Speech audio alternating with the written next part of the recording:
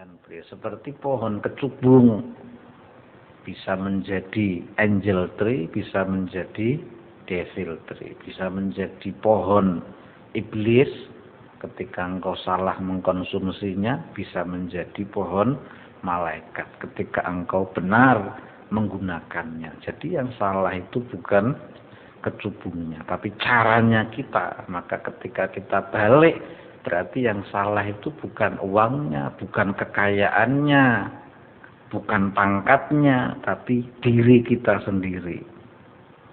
Makanya jari ini Rasulullah, ya Umar, ni'mal mal as-salih lil mar'is salih. Wahai Umar, kata Rasulullah, sebaik-baik harta adalah di tangan orang-orang yang baik. Sebaik-baik harta adalah harta yang dipegang oleh orang yang soleh, seperti Syekh Abdul Hasan Asyadzili, Syekh Abdul Qadir Al-Jilani. Harta itu menjadi baik ketika dipegang oleh orang-orang baik.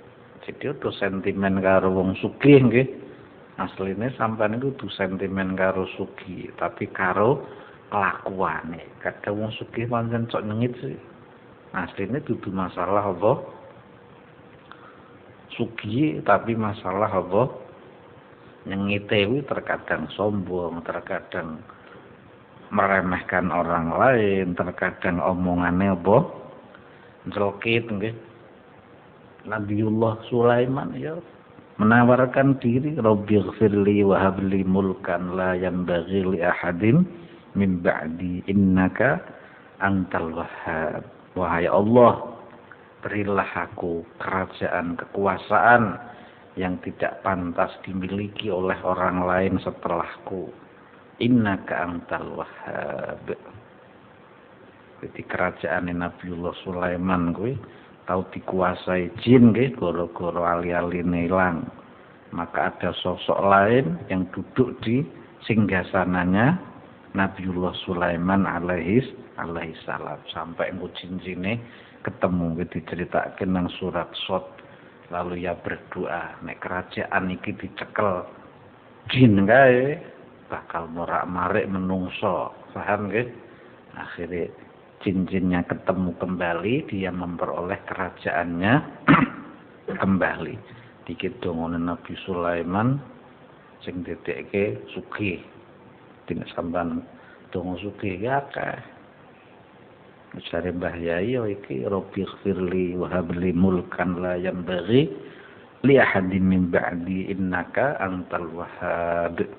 Di surat Shad ayat 35. Engko kowe kerjaane wong liya sepi wae wekmu rame, dagangan wong liya ora payu wae wekmu payu dhewe.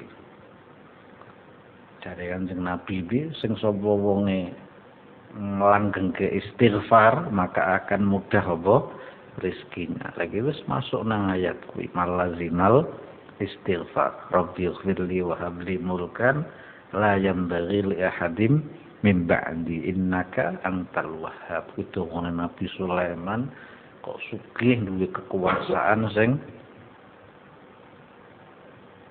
hebat pada saat itu. Ki rahasia dongane ajas tukum nggih. Damal ke monggo ra monggo nek pengin rezeki sing ajaib-ajaib nggih niku diamalke. Kiyeng ya subuh maghrib ping 7. Ora kiyeng ya ping 3. Kiyeng ya ping apa pisan, paham nggih? Tuwon kiyeng ya bar salat duha diwaca ping 7. Rabbighfirli wa habli mulkan la yanbaghi li ahadin min ba'di innaka antal wahhab. Wis komplit ana istighfare, ana njaluk sugihe, njaluk kekuasaane ora masalah. Daripada kok kerajaan yang hebat ini dikuasai oleh bangsa jin. Jin cok semena-mena nggih. Jin cok sepenake dhewe nutuki apa menungso. Akhirnya dengan doa ini Nabiullah Sulaiman diberi kerajaan yang tidak diberikan kepada orang lain setelah apa dirinya. Akhirnya raja jin kuwi lengser, Nabi Sulaiman memperoleh kedudukannya kembali. Niki krana nek sing merintah ki bangsa jin kuwi akan tercipta kezaliman. Fahimtum? Dadi nek sampean ngluru kedudukan, ngluru pangkat, tujuannya isti'anah anil akhirah, menolong terhadap akhirat. Nek bisa nglakoni perkara sing kena diunduh nang akhirat, wasyanatid-din, dengan niat menjaga agama.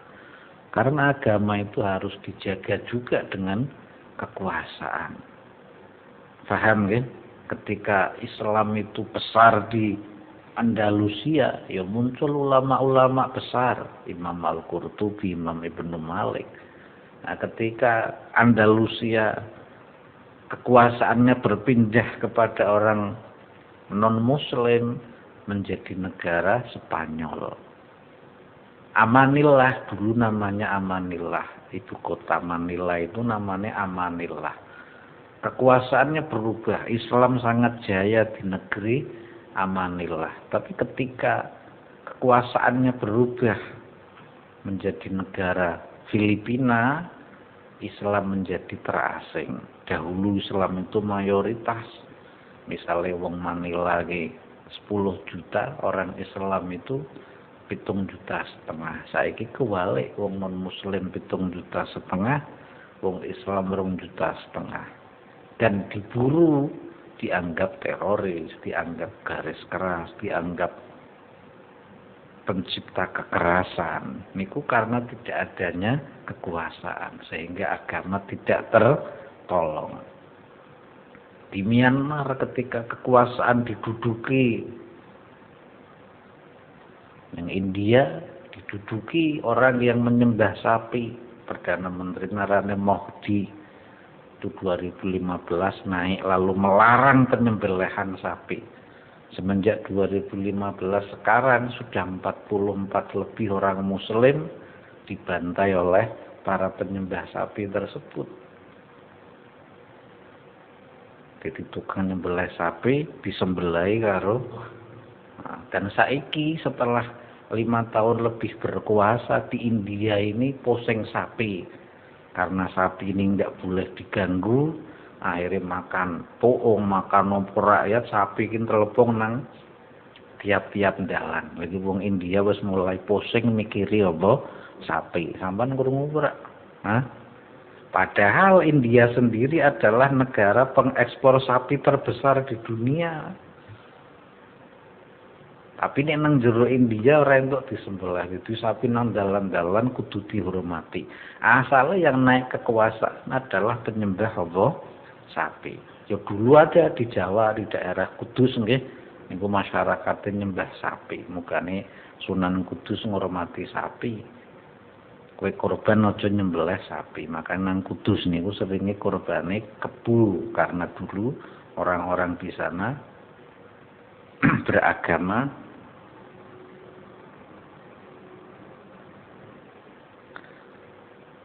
penyembah sapi. Agama Hindu macam-macam, ana sing nyembah ula, nyembah angin, nyembah sapi nggih. Lagi sing nang India ku mau waca beritane nek ra ngandel dadi krisis apa sapi. Nek ganggu sapi kowe dipateni. Akeh sing dadi korban wong Islam. Nah, karena apa? Tidak dilindungi dengan kekuasaan. Coba wong-wong Islam itu di Perdana Menteri nang India. Kenapa di Amerika ini Islam boleh melakukan ibadah sesuai agamanya? Banyak orang-orang Islam yang menjadi anggota dewan, menjadi pejabat di Amerika, seperti zaman Mojopahit nggih, Maulana Malik Ibrahim, Maulana Ibrahim Asmorokondi, atau kemudian Tumenggung Wilwatikta, ayahnya Sunan Kalijaga. Niku penting nih. Jadi aja gaya sufi hanya nganti jabatan. Ora pak dadi hakim, maksudnya dadi hakim wong zalim. Jadi nek sampean niatin sholihah dengan niat yang baik, lil isti'anah anil akhirah, menolong akhiratmu, wasyanatad-din, menjaga agamamu, wa nafsi, dan dirimu, anta'adil zalim, dari penganiayaan orang-orang yang zalim ya. wa anil hajah ilan nas, dan agar engkau tidak butuh kepada manusia. Walam yastaghil bisababi dzalik an ibadatillah taala. Niku pentingnya apa? Jabatan. Rasulullah ya di samping ad-din wa daulah. Dadi aja dinyono agama dan politik, agama dan kedudukan itu pisah, tidak boleh. Paham nggih? Harus seiring apa? Sejalan. Wah, agama tok, tapi kowe urip nang kekuasaan sing tidak menghormati agama, uripmu repot napa mboten?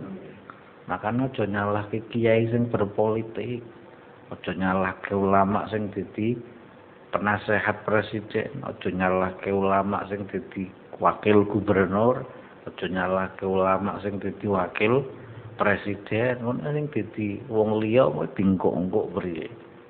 Paham nggih?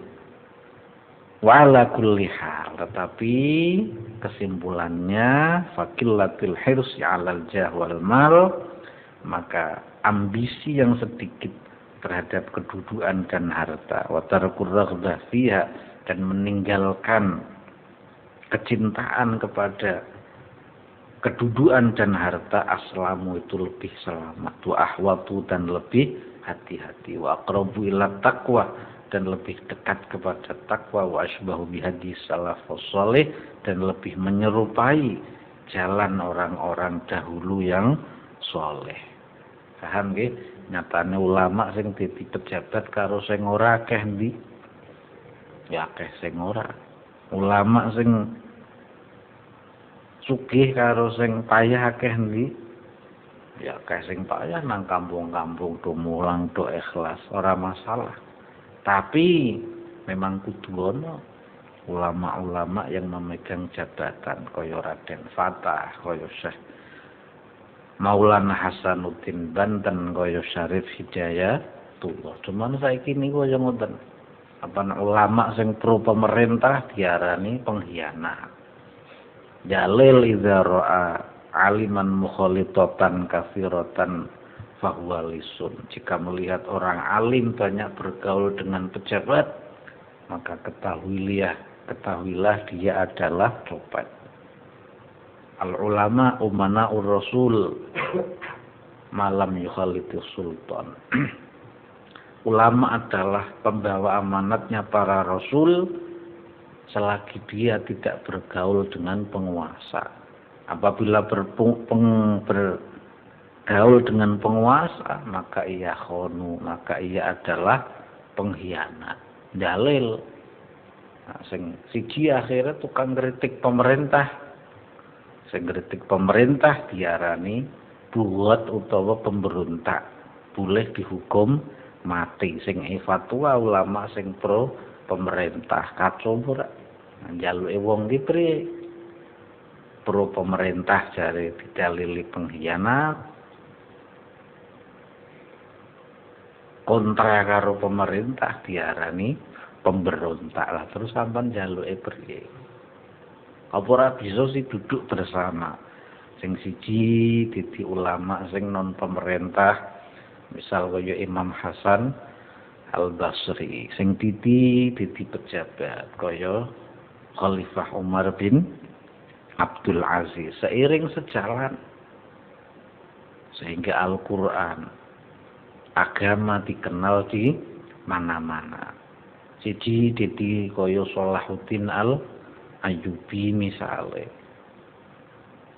Siji dadi kaya Muhammad Al-Fatih umpamane. Niki Islam berjaya. Nek dicekel orang-orang yang soleh nggih, kerajaan pun menjadi baik. Zaman Mataram ketika dipegang Sultan Agung Mataram, orang yang soleh, murid Kiai Jejeran nggih, putune Sunan Ampel, gurune ya dadi apik. Tapi ketika keturunannya kemudian ambisi kepada pangkat dan kedudukan, dadine pecah belah. Siji pro VOC, siji anti karo VOC, sehingga terjadi para pangeran berperang demi sebuah kepentingan. Ini sebuah contoh saja.